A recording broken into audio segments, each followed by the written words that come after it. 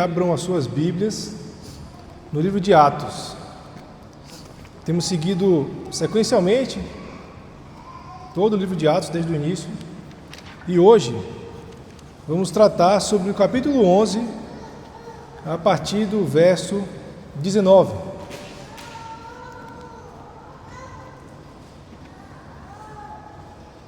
Todos comigo? Vou começar a ler. Então os que foram dispersos por causa da tribulação que sobreveio a Estevão se espalharam até a Fenícia, Chipre e Antioquia, não anunciando a ninguém a palavra, senão somente aos judeus. Alguns deles, porém, que eram de Chipre e de Cirene, e que foram até Antioquia, falavam também aos gregos, anunciando-lhes o evangelho do Senhor Jesus. A mão do Senhor estava com eles, e muitos, crendo, se converteram ao Senhor. A notícia a respeito deles chegou aos ouvidos da igreja que estava em Jerusalém, e enviaram Barnabé até Antioquia.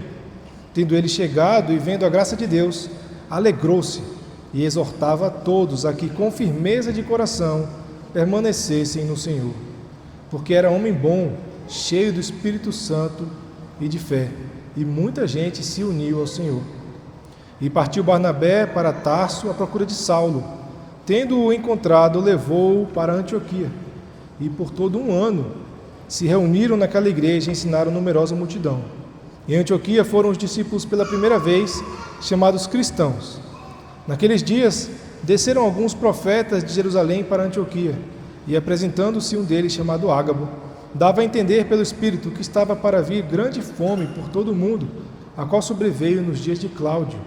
Os discípulos, cada um conforme as suas posses, resolveram enviar socorro aos irmãos que moravam na Judéia, o que eles com efeito fizeram, enviando aos presbíteros, por intermédio de Barnabé e Saulo.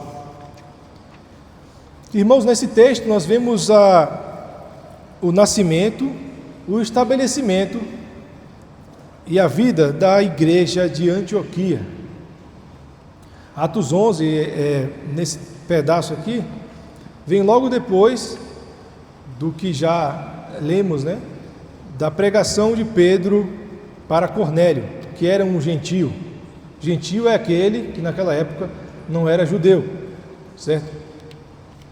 A gente viu como a igreja foi inquirir Pedro sobre a conversão de Cornélio e sua família, e o Pedro mostrou que aquilo era obra do Espírito Santo, era obra do Senhor, e que de fato aquelas pessoas deveriam ser recebidas como igreja de Cristo. Se vocês repararem em todo o livro de Atos, a igreja ela é tida como uma unidade.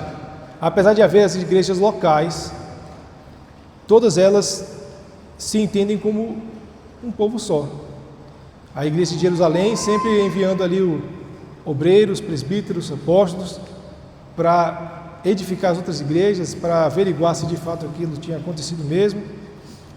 E como a gente já falou de outras vezes, o livro de Atos ele se desenvolve a partir da determinação que Jesus Cristo fez relativa à sua igreja.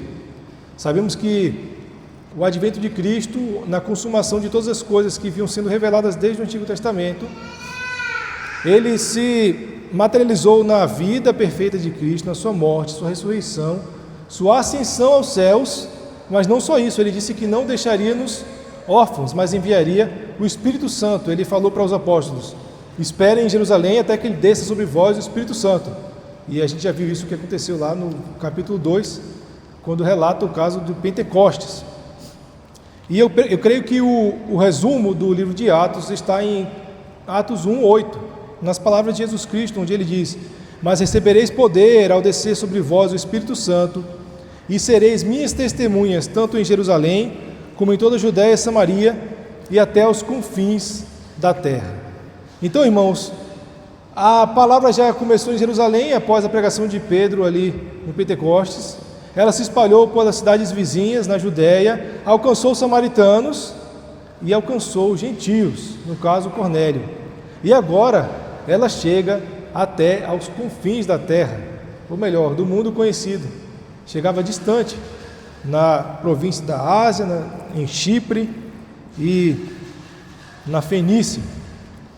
É interessante que o primeiro ponto que a gente consegue observar, que chama a atenção, é que a pregação nesses lugares e o início da igreja em Antioquia se deu através da perseguição contra Estevão. Essa perseguição está relatada ali em Atos 8. É Atos 8? Isso. Porque a partir no capítulo 7, o Estevão, o primeiro mártir, ele é apedrejado e morto pelos judeus, com a conivência de Paulo, ainda não apóstolo. E no capítulo 8 começa dizendo que se levantou uma grande perseguição contra a igreja em Jerusalém. Os apóstolos ficaram em Jerusalém, mas muita gente foi dispersa. E aqui trata então dessas pessoas dispersas e o resultado dessa dispersão. O que eu quero trazer para os irmãos como uma proposição central desse sermão é que a atuação do Senhor na conversão dos crentes, ela tem resultados práticos na vida deles, que redundam em avanço e cuidado com a igreja de Cristo, para a glória dele exclusivamente. Então, irmãos, nós já vimos então que essa perseguição começou lá no capítulo 8, no capítulo 9 vimos a conversão de Saulo, aquele perseguidor que era algo tão improvável, e aqui vemos o Espírito Santo agindo por meio da sua igreja para alcançar pessoas para o reino de Cristo e usando pessoas. Essa é uma coisa que salta aos olhos quando vemos nesse trecho que Deus usou pessoas para plantar a igreja em Antioquia, para consolidar a igreja e também para que a igreja pudesse cuidar de outra igreja e pudesse também exercer obra de misericórdia, sempre através de algumas pessoas, vamos dizer assim, transformadas, mudadas pelo Espírito Santo. E aqui, em primeiro lugar, eu quero trazer para os irmãos a obra de Deus nessa questão toda, nesse relato todo. Como o centro de tudo isso é o Senhor, porque tudo é para a glória dele, não é mesmo? Em primeiro lugar, vejam que aquelas pessoas que foram dispersas começaram a anunciar a palavra, primeiramente aos judeus e depois para outras pessoas. E logo em seguida, no verso 20, ele diz assim, que essas pessoas de Chipre e Cirene falavam aos gregos, anunciando-lhes o evangelho do Senhor Jesus. Os gregos aqui ele está dizendo pessoas de cultura grega, ou seja, não judeus, porque a cultura grega era predominante em todo o Império Romano, que era o mundo conhecido. Então ele está dizendo assim, essas pessoas pregaram para quem não era judeu, é basicamente isso que está dizendo.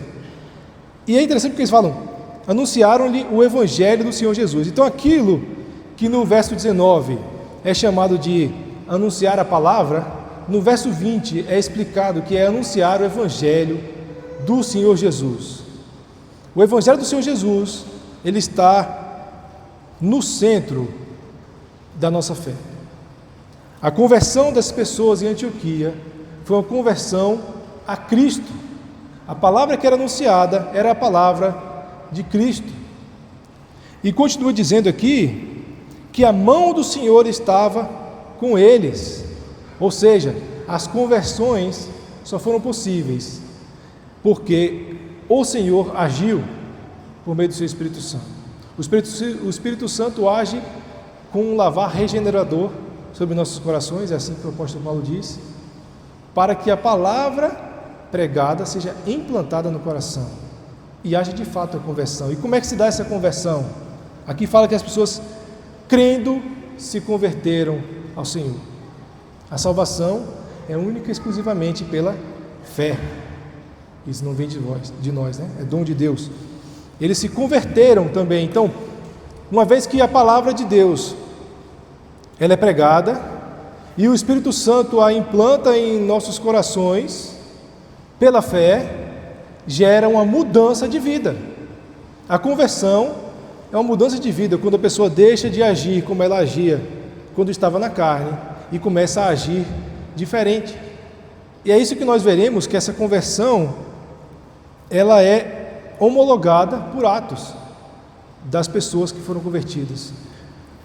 Em especial, o ato que é explicado aqui é sobre essa bondade dos irmãos para com os outros irmãos da Judéia, no caso em que houve a fome, mostrando que, então, o anúncio da palavra, ela sendo implantada pelo Espírito Santo, por meio da fé, ela gera mudança de atitude, ou seja, conversão.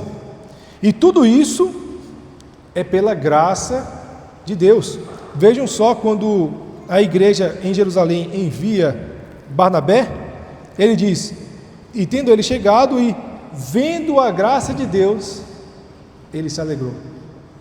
Ou seja, tudo que aconteceu aqui, que muitas pessoas crendo se converteram ao Senhor, e isso chegou até aos ouvidos dos cristãos de Jerusalém, ou seja, foi uma conversão relevante.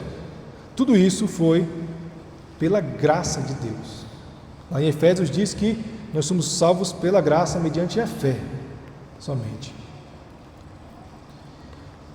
E ainda finalizando essa parte, vamos dizer assim, teológica do que eu gostaria de salientar aqui, diz aqui que quando Barnabé começou a exortar as pessoas,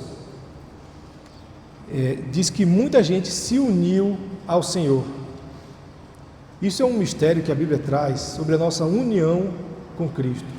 Todo aquele que se converte ao Senhor e se torna parte da igreja, ele é unido de forma mística e espiritual com Cristo. Unidos também porque fazemos agora parte do corpo dele, e unidos a ele também porque, por meio de Cristo, temos comunhão reatada com o Pai. Agora estamos, de fato, em aliança com Deus, onde ele nos adota como filhos. A Bíblia traz várias figuras da união com Cristo. Ele fala da videira, da qual Jesus é a videira, nós somos os ramos e nós recebemos a seiva dele. Ele fala da nossa união como corpo, né, como igreja sendo o corpo de Cristo. E ele fala também da igreja como sendo um edifício, do qual ele é a pedra angular, e ele vai sendo construído conforme as pessoas vão chegando, né, à igreja. Então vejam, irmãos, que nesse pequeno trecho da Bíblia, aquilo que é principal sobre a salvação, que a gente aprende em teologia sistemática, está aqui. A salvação somente pela fé, somente pela graça, mediante a fé, através da pregação do Evangelho, que resulta em conversão e em união com Cristo e com a sua igreja.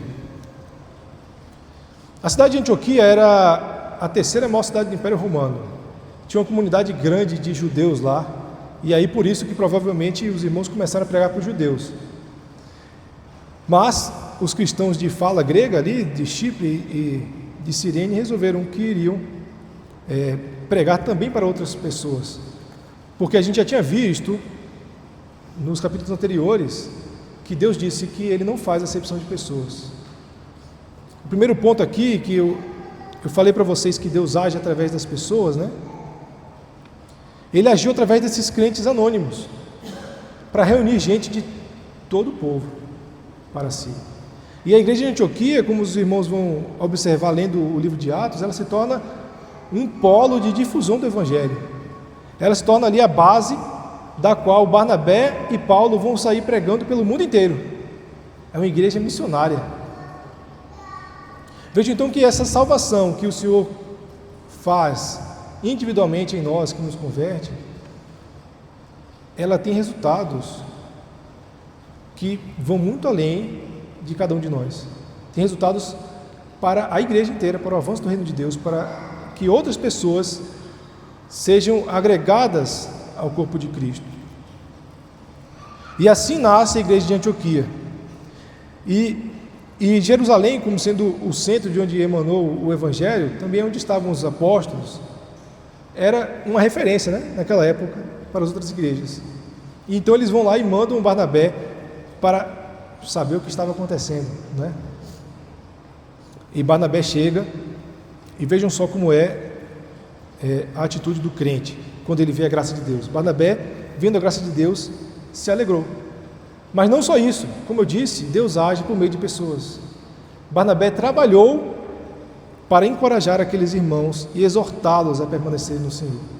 Barnabé apresentado para nós no capítulo 4 de Atos como sendo alguém que ele na verdade chamava-se José, e a igreja o chamou de Barnabé. Deixa eu ver qual é a passagem aqui,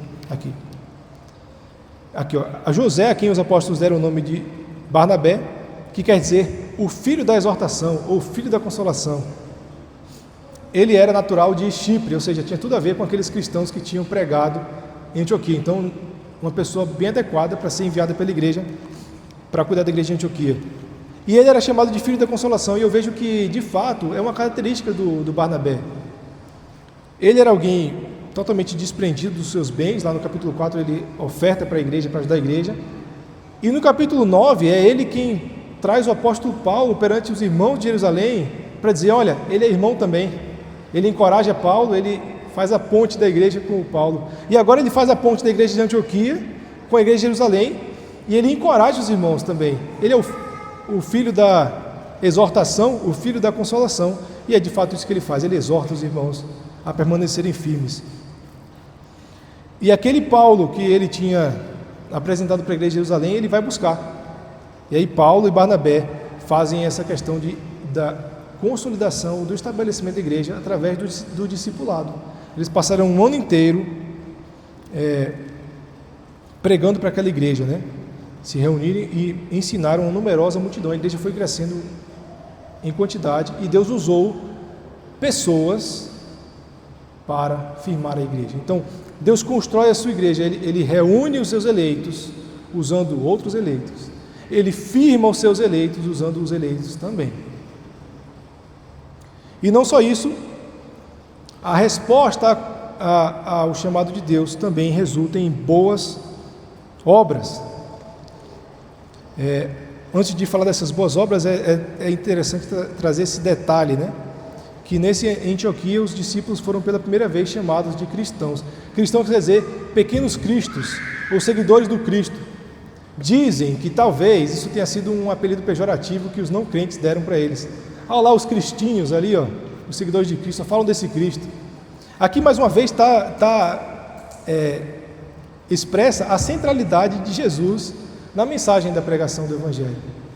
Por que queriam chamar os crentes de cristãos, se não porque eles só falavam de Cristo, e só pensavam em Cristo e só serviam a Ele o tempo inteiro? Isso é uma coisa para a gente trazer para nós como exemplo e aprendizado. O que o Evangelho fez conosco? Ele nos uniu a Cristo a ponto de transbordarmos Ele, de falarmos de Cristo o tempo inteiro, de que nossas ações mostram a Cristo. Será que as pessoas lá fora nos enxergam como cristãos? Ou pequenos cristos? Ou seguidores daquele que foi ungido, foi o Cristo? Eu acredito que o exemplo da igreja em Antioquia, ele serve muito para nós. Começou com aqueles irmãos lá que saíram de Jerusalém. Eles não saíram para pregar, gente, eles saíram porque eles estavam fugindo da perseguição. Mas indo, pregaram o Evangelho. Não é assim que Jesus fala? Portanto, ide por todo mundo, pregando o Evangelho e batizando, ensinando-os a guardar tudo que eu vos tenho ordenado e batizando em nome do Pai, do Filho e do Espírito Santo. Está lá em Mateus 28, dos versos 18 a 20. Eles estavam indo, irmãos, em todo lugar que nós vamos, por onde passamos, deve ser natural falar de Cristo. Deve ser natural ao ponto das pessoas até começarem a chamar a gente de cristãos. Vai ter resistência às vezes, né? Se de fato foi um apelido pejorativo, né? As pessoas vão querer zoar a gente. Olha lá, vai lá o crente, ó, o crentão ali. Mas, irmãos, isso é resultado da graça de Deus em nossas vidas. Deve ser resultado. Nós pregarmos o Evangelho onde quer que formos. Eles não foram lá como missionários. E aqui traz uma questão interessante. A pregação do Evangelho não é exclusiva das pessoas que têm esse chamado, essa vocação de missões. A pregação do Evangelho é para todos os crentes, porque é um resultado natural da conversão. O resultado natural da conversão, então, foi que Deus, por meio dessas pessoas, Ele reuniu a sua igreja. E um outro resultado, então, foi o amor e a gratidão da igreja de Antioquia pelos crentes da Judéia. Alguns estudiosos dizem que esse relato aqui é um relato paralelo da mesma coisa que o apóstolo Paulo fala em Gálatas 2, quando ele fala sobre levar ajuda para os outros irmãos. E podemos até imaginar aqui a motivação do coração desses crentes da Judéia. O apóstolo Paulo, ele fala algumas vezes nas suas cartas que ele, como tendo levado a palavra de Deus, ele tinha direito de ser até sustentado pela igreja, porque ele levou uma riqueza muito maior do que aquela que ele precisava para ser sustentado. Da mesma forma, eu imagino que esses crentes de Antioquia, eles tiveram gratidão porque os crentes da Judéia levaram a palavra de Cristo para eles. Então eu acho que eles foram movidos por gratidão e também foram movidos por amor. Aqui a gente já falou que fomos o crente, quando ele se converte, ele é unido ao Senhor. É o que está no texto. Eles foram unidos a Cristo. E unidos ao Senhor, como eu já disse, significa fazer parte do corpo de Cristo. A igreja, segundo relatado no capítulo 2, ela não se considerava seu nada do que tinha, eles tinham tudo em comum, ajudavam uns aos outros, até vendiam seus bens para ajudar os outros, porque era uma família. Irmãos, aqui traz uma lição para nós, de que nós somos família uns dos outros, nós devemos cuidar uns dos outros, como a igreja de Antioquia cuidou da igreja da Judéia. Eles consideravam-se como parte de um povo só. O livro de Atos, ele mostra isso. Deus reúne um povo para si. Ele não salva simplesmente as pessoas individualmente. Então, eu recebi a palavra de Deus, estou tranquilo, vou para minha casa, fico sozinho lá, espero chegar o dia da volta de Cristo, da minha morte, e eu vou ser salvo. Não. Você foi alcançado para fazer parte de um povo. E você foi alcançado também para alcançar outros para esse povo. E aí eu quero terminar dizendo que Deus usa as pessoas para criar a sua igreja, para estabelecer a sua igreja e cuidar dela. Porém, a glória é toda dele. Reparem o seguinte: por que Barnabé fez o que fez aqui pela igreja de Antioquia? Porque ele é um homem cheio do Espírito Santo. Então eu posso dizer que quem fez foi Cristo, por meio do seu Espírito, atuando no crente, e não foi o crente. Barnabé, logo mais na frente, ele vai começar a se apagar. Ele que foi aquele que trouxe o apóstolo Paulo, que discipulou o apóstolo Paulo até, ele, no restante do livro de Atos, ele meio que vai sumindo da narrativa, e a narrativa vai se concentrar nos atos do apóstolo Paulo. O apóstolo Paulo ganha proeminência em relação a Barnabé. Não era de se esperar aqui, né? Era para se esperar que Barnabé fosse o líder. Mas é porque a glória não era dele, a glória é de Deus. Os crentes que pregaram e criaram a igreja de Antioquia, eles sequer são nomeados. Por que eles não são nomeados? Não que não importe a vida deles, mas é porque de fato foi uma obra do Senhor e não deles. Esse irmão aqui, o Ágabo, ele era um profeta. Eu já fui algumas vezes, há muito tempo atrás, em igrejas que tinham profetas. O cara fazia milagres e ele previa o futuro, e a igreja enchia, todo mundo queria ir atrás do camarada lá, para ouvi-lo. Mas vocês veem que a resposta da igreja de Antioquia ao Ágabo e aos outros profetas não foi de ficar buscando estar perto dele, ao redor dele, ou o Ágabo não foi exaltado em momento nenhum aqui. Na verdade, a resposta foi: recebemos a revelação do Senhor, então vamos agir em conformidade com ela. Então, indiferente do que muita gente faz e já fez no passado, de ficar correndo atrás de profetas para receber alguma coisa deles, os crentes, reconhecendo que de fato essa palavra aqui do Ágabo veio do Senhor, eles agiram em conformidade com a palavra e não para exaltar o ágapo, certo? E vejam também, mais uma vez aqui, que o Saulo e Barnabé, eles levam as ofertas para os presbíteros da Judéia. Nem são nomeados também os presbíteros, né? Em todo o tempo aqui, então, o que eu quero dizer para os irmãos é o seguinte: nós devemos agir em conformidade com aquilo que foi feito de nós na conversão, porém, totalmente para a glória de Deus, porque na verdade, tudo que fazemos em prol do reino dele, é ele quem está fazendo e não nós.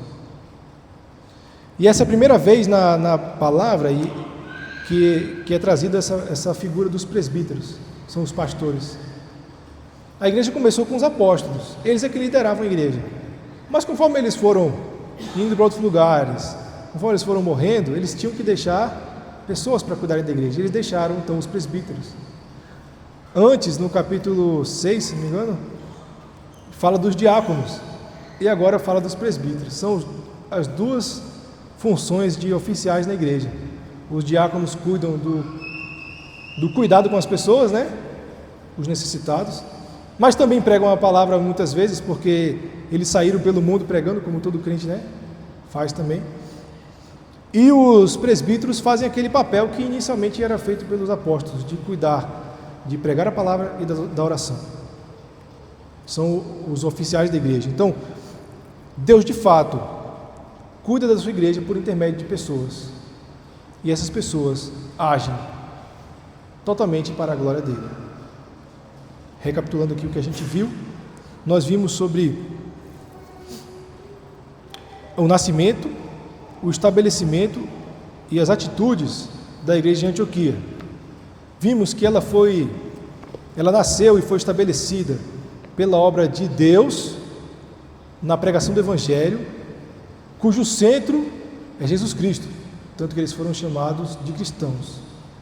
Vimos que essa obra Deus faz pelo seu Espírito mediante a vida dos crentes, e isso é uma lição para nós, de que agirmos em prol do reino de Deus como resultado da nossa conversão.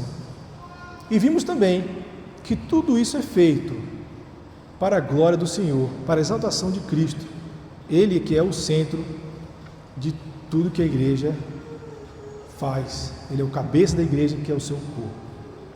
Agradeço os irmãos por terem me escutado. Vamos orar. Senhor nosso Deus, muito obrigado, Pai, porque o Senhor alcançou os gentios através da pregação do Evangelho de Jesus Cristo, e essa pregação chegou até nós, porque de fato, Senhor, nós não temos essa ascendência judaica, nós somos esses gentios que foram alcançados por Ti. Te agradecemos porque, pela pregação do Teu Evangelho, o Teu Espírito agiu em nossos corações e fomos convertidos. Obrigado, Senhor, porque pela ação de conversão no coração dos crentes, a Tua igreja ela é estabelecida, ela cresce e avança. Obrigado porque, Senhor, o Teu Espírito, através de nós, cuida da gente, cuida de uns dos outros. Nos ajuda, Senhor, a vivermos em conformidade com o chamado que o Senhor nos deu. Nos ajuda, Senhor, a vivermos em conformidade com a nossa identidade de família do Senhor, de corpo de Cristo, que possamos amar uns aos outros conforme o Senhor amou, e amar os de fora também, para alcançar aqueles que o Senhor já de antemão determinou que façam parte desse corpo também. Em nome de Jesus. Amém. Amém. Deus seja louvado. Queridos, ainda em continuação